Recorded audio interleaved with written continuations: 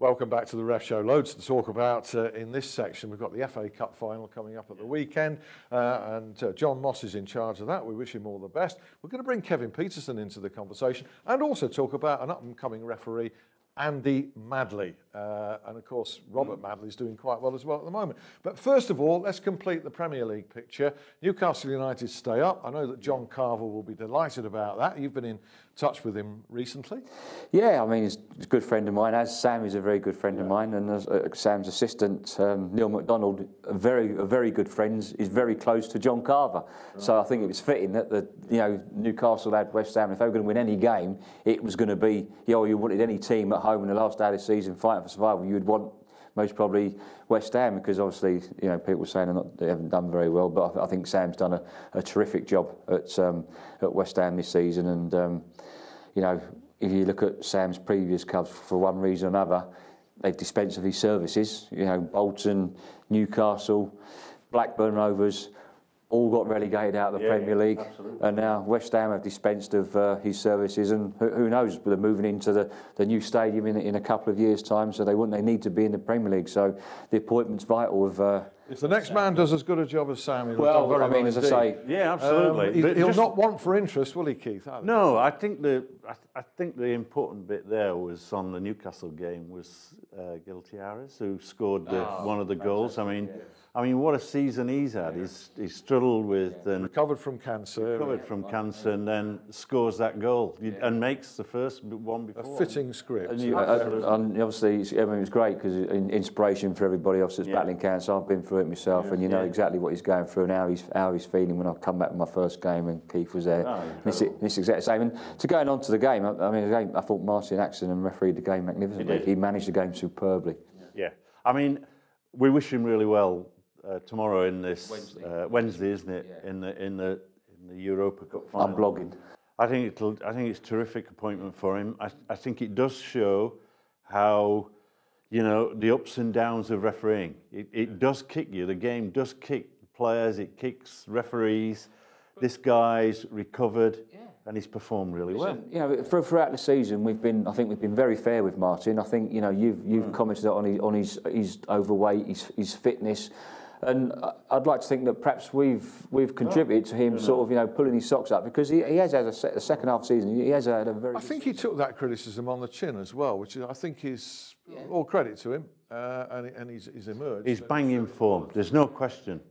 You look at his work rate, you look at his positioning. And you suddenly go, yes, you're working at it. And when someone works at it at that level, the rewards come through. Absolutely. Terrific. Excellent. Nothing ventured, nothing gained. You don't put the hard work in, you get nothing out. It's a great look ahead to Wembley at the weekend, and we hope it's a great game. We hope as well that it's a good game for the referee, John Moss. I think we've probably said as much as we want to say about that in terms of the fact that he got the game. It's not his fault he got the game. Listen, us at URF want him to have a terrific game, and I think, and I hope he does, really do. You only do it once in your career, and you get a small gold medal. In my day, you were given a choice. You come in, knock on the door and say, at the end of the match, we've got to ask you the question, do you want the gold medal or the £35 match fee? And I went, how many spectators you got? Oh, we're going to make 1 million plus. Fantastic. Have a look at youartheref.com. Have a look at features and cards on the table. It's a great interview with Keith running at the moment about that. He had a good send-off to the final, John Moss, incident-free, I think. Everton 0, Spurs 1. That was important, wasn't it? I think it was. Get his confidence up over the last few weeks where he's made a couple of key match errors, but that's all you want. It's all about anything you do in sport is about confidence, and once your confidence is up there, you're walking on water. What sort of game will it be for him, do you think? I think it'll be difficult. I don't think it'll be an easy game. I think that if for example, Villa go 1 up, Arsenal players can be very tetchy. They'll be surrounding him. And I think, putting it bluntly, I think that Aston Villa might be wanting to slow 1 or 2 players down. So I think that he's got to prepare well, understand the players on the field of play that can be difficult for him. Awareness as well, isn't it? Absolutely. And he's got to work really hard. And of course, he's got to work hard, and then he might have to go through extra time. So there's always this thought that you don't blow out in the first 90 minutes. You do allow a little bit to get through that additional time. And obviously, congratulations to both teams, and especially Tim Sherwood, who's been very good with referees over the years. Yes. I think he's done a terrific job at Aston Villa, and hopefully continues. Without a force of shadow. Personality has come through. Talking of force of personality, we move on to, I don't know, you guys can talk about cricket, you're both cricket fans, Kevin Peterson, but there's analogies to be made with football. Kevin Peterson, controversially, despite being out of the Test team and appearing to serve his time, has not been welcomed back into the fold. He's our best middle order batsman. He's not playing. So what do you say? I would say a best opening batsman, and still there. I mean, the top order still continues to fail. I mean, the New Zealand Test has been exhilarating. I think it's been fantastic, but it's all about managing. It's the same.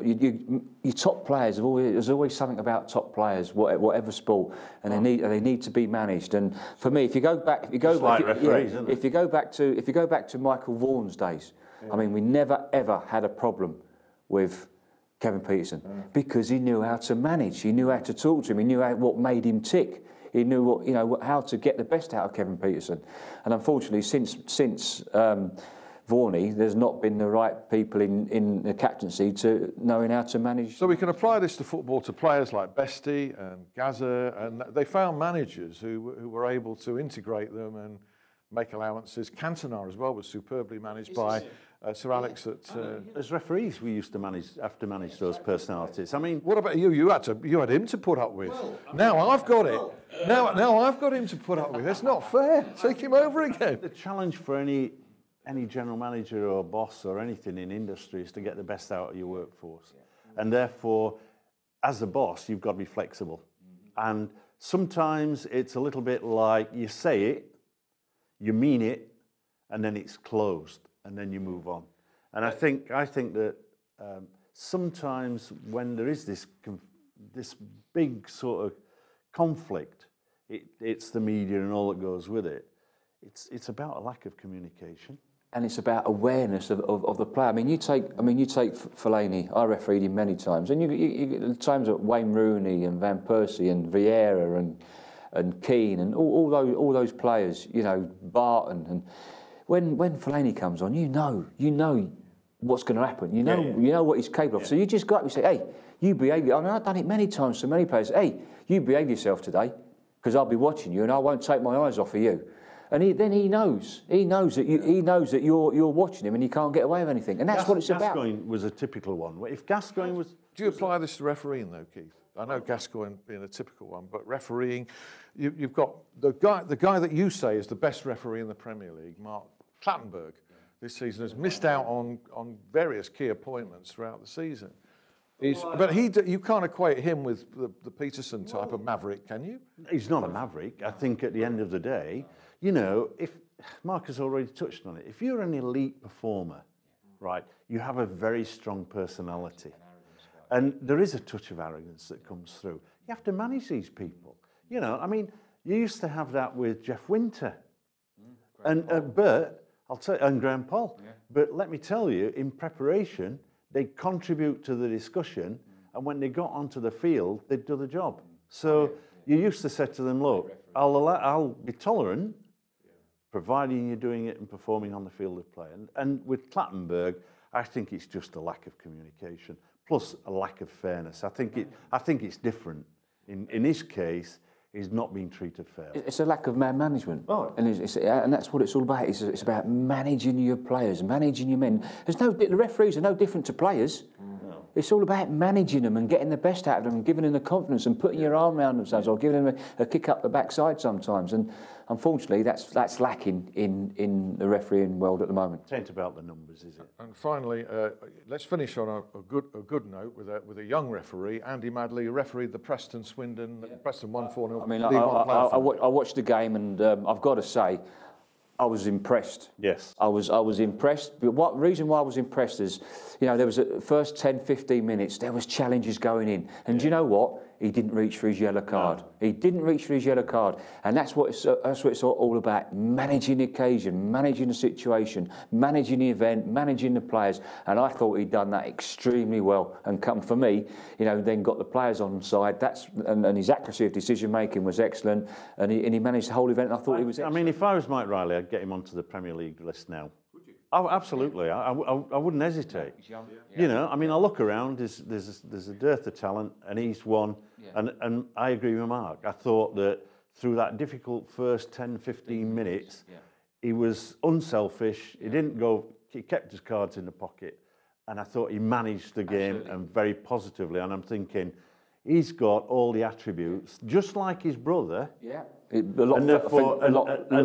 His appearance looks a lot better than his brother. Yeah, it does. I mean? Because, and I'm thinking, well, just a minute, I think this lad could be actually better than his brother. But I mean, one thing I would say about his performance, I would just say, you know, listen, just slow down a little bit. You know, well, it's a big occasion. It is a big occasion. Just use your experience to get you into positions and dead ball time. You know, but he was excellent.